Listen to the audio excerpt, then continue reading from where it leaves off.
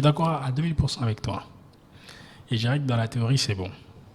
Après, dans la pratique, ça devient éventuellement autre chose. Moi, c'est ça que je veux savoir. Est-ce que dans la pratique, finalement, ça se traduisait par ce que tu viens de définir, théoriquement parlant? J'aime bien en fait l'axe qu'on est en train d'emprunter. Dans la pratique, chose pas facile. Chose pas facile parce que j'ai entendu des gens qui m'ont dit mon petit frère a le même âge que toi.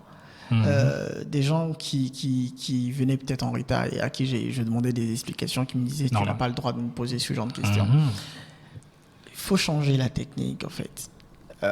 Moi j'ai appris que pour mieux diriger, il faut mettre la personne proche de toi. Pour mieux, voilà. C'est plus facile de dire à son ami ce que tu fais n'est pas bon que dire à une personne qui ne se sent pas ton ami ce que tu fais n'est pas bon. La personne prend ça différemment. C'est pour cela que moi, dans le management, je suis pour l'approche où l'on se sent dans une équipe, où l'on se sent impliqué, où il y a une forte dose d'empathie dans tout ce qu'on est en train de faire. Je comprends exactement ce que tu es en train de faire et je me mets à ta place. Par contre, je te pose la question de savoir, est-ce que toi, dans ton entreprise, ça te plairait de faire ça et qu'on te fasse ça? Mais j'ai pas l'impression, je t'assure, je suis à 2000%, je te suis à 2000% sur ça. C'est juste que j'ai pas l'impression que, je parle ici, parce qu'effectivement, c'est mon nouvel environnement. J'ai pas l'impression que ça se traduit comme ça. Avec toutes les bonnes volontés, j'ai pas l'impression qu'une grande majorité pense cela. À la limite, ils s'en foutent parce qu'ils se disent c'est pas mon entreprise et tout. Et éventuellement, s'ils prennent conscience de cela, bon, c'est pas forcément à fond. Alors, il y a un conseil que j'applique depuis justement cette époque-là. Il y a quelqu'un qui me disait, quand tu sais que tu ne peux pas faire quelque chose toi-même, allie-toi à quelqu'un que l'on respecte dans la boîte, qui pourra lui avoir cet impact positif sur cette personne-là. D'accord? Et donc, justement, je me suis allié à quelqu'un qui a cet impact-là. Donc, en fait, moi, je dis ce que je pense, je donne les directives et cette personne-là passe le message. Et donc, puisque cette personne est beaucoup plus, on va dire, respectée, vu son âge, par exemple, dans la situation dans laquelle on était, c'était une personne qui était beaucoup plus âgée, qui faisait partie des anciens, et donc tout le monde respectait, et qui était aussi proche d'un certain nombre de personnes. Donc, les messages passaient beaucoup plus facilement. Donc, la première chose que j'ai faite, c'était de m'allier à cette personne-là, de faire en sorte que cette personne-là soit mon mentor dans l'entreprise. Donc, si elle se sent comme mon mentor dans l'entreprise, elle me protège, mais elle fait passer aussi mes messages. Voilà. Donc, c'est parce que mes messages ne sont plus mes messages, mais sont plutôt mes messages inspirés par lui. Et donc, c'est lui derrière au fait que les gens respectent. En fait, lui, il prend tout l'honneur. Et donc, pour grandir dans l'entreprise à un certain niveau, l'honneur ne te revient pas, même si c'est toi qui mets les plus bonnes initiatives sur la table. Il faut accepter que cet honneur-là revienne à quelqu'un d'autre jusqu'à ce que tu puisses avoir des racines d'entreprise et t'imposer naturellement. Mesdames et messieurs, ce que ce monsieur vient de dire est très important. C'est ce qu'on appelle le véritable pouvoir. Quand tu arrives à faire, j'allais dire croire, mais c'est pas péjoratif quand j'y crois. Quand tu arrives à faire en sorte que la personne, enfin, à faire passer tes idées par une autre personne en lui faisant croire que ça vient d'elle, c'est un véritable pouvoir de faire ça. Et à 27 ans, tu as réussi à faire ça. Pendant ce laps de temps où tu étais en CDD. Ok. Est-ce que tu imaginais le monde de l'entreprise de cette manière-là, puisque c'est ta première expérience? Je ne savais pas ce que c'était que l'entreprise. Pour moi, l'entreprise, c'était une salle de classe avec ses copains. Et à 2 mois, tu te rends compte que non, tu n'y es pas. Et tu as besoin de coopérer. Tu as besoin de rentrer dans la stratégie. Tu as besoin de comprendre exactement qu'est-ce que la personne en face de toi pense de toi.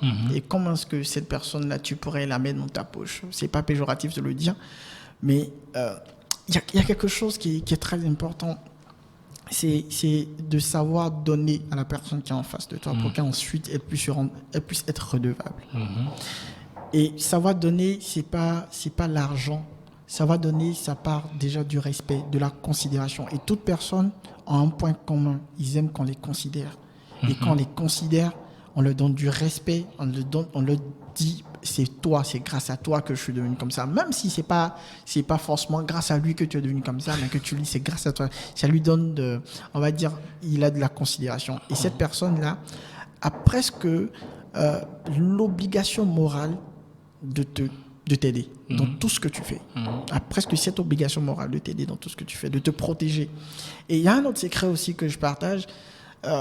Dans l'entreprise, j'ai pu faire passer pas mal de choses, mais j'ai pu éviter aussi beaucoup de conflits parce que mes plus grands camarades étaient les secrétaires des directeurs. Oh, explique-nous ça, développe. J'espère qu'il n'y a pas eu des trucs bizarres. Ouais, j'étais les secrétaires des directeurs. En fait, dernièrement, on a eu un webinaire avec quelqu'un que j'affectionne beaucoup. Tu peux donner les noms, il y a aucun Patrick Gravon. D'accord. Quelqu'un que j'affectionne beaucoup, qui m'épaule dans tout ce que je fais depuis la création de Young Job Network, qui l'a révélé. Mais au début, je le savais sans forcément avoir un nom sur ça. Il disait dans son webinaire que lorsque tu rentres dans une entreprise, il faut te constituer une meute, un groupe avec lequel tu marches. Et ce groupe-là va être des alertes pour toi. Ce groupe-là va te protéger. Ce groupe-là va te dire exactement qu'est-ce qu'il y a de bon, qu'est-ce qu'il n'y a pas de bon. Depuis très petit, à la maison comme dehors, mes amis les personnes avec qui je discute le plus sont soit les domestiques ou les personnes de ménage voilà. Pour moi, ce sont les personnes les plus importantes dans une maison. La domestique, si elle veut te tuer, c'est en 2 minutes. Franchement. La personne qui cuisine pour toi. Ouais, si elle veut te tuer, c'est vraiment en 2 minutes. Le gardien, s'il veut te faire braquer la maison, c'est en 2 secondes. Ça passe calmement et tout cela. On n'a pas forcément conscience de cela. On pense que ce sont des personnes inutiles ou des personnes qui n'ont pas de valeur ou des personnes qui n'ont pas de leur place dans la société. Mais c'est grâce à ces personnes-là qu'on tient. Et depuis tout petit, ça, je l'ai su tout de suite. Et c'est avec ces personnes-là que mes plus grands camarades chez moi à la maison, ça a été les domestiques, ça a été tout ça. Et donc, ces personnes-là sont à même de savoir toutes les informations du quartier. On dit très souvent, si tu vas apprendre quelque chose dans une entreprise, va demander au vigile. Il voit tout le monde sortir, il voit tout le monde rentrer. Il entend tout le monde. Si tu vas avoir des topos sur ton patron, demande à son chauffeur.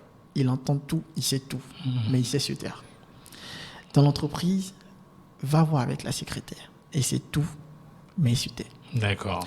Si la secrétaire devient ton camarade, ton ami, elle est dans ta meute, chaque décision que le directeur prendra contre toi, elle va t'avertir avant, parce qu'elle est dans ta meute. Et toi, par rapport à cela, tu pourras mieux te préparer. Les réponses pourront mieux passer. Elle pourra te dire, voilà ce que telle personne a dit au directeur aujourd'hui, voilà comment est-ce que tu peux te défendre. Ne viens pas le voir aujourd'hui parce qu'aujourd'hui, voilà ce qu'il a eu comme problème. Donc, si tu viens le voir, ça ne va pas passer. Par contre, viens dans telle période parce qu'il sera beaucoup plus cool. Il y a des informations que tu ne peux jamais avoir toi seul. Et il y a des informations que le directeur de département ne pourra jamais te donner, mais que ceux qu'on appelle les petits gens dans les entreprises peuvent te donner et qui vont s'avérer très, très capitales. Et donc, ça, c'est vraiment une leçon de vie que moi j'ai appris. Il faut avoir ces personnes.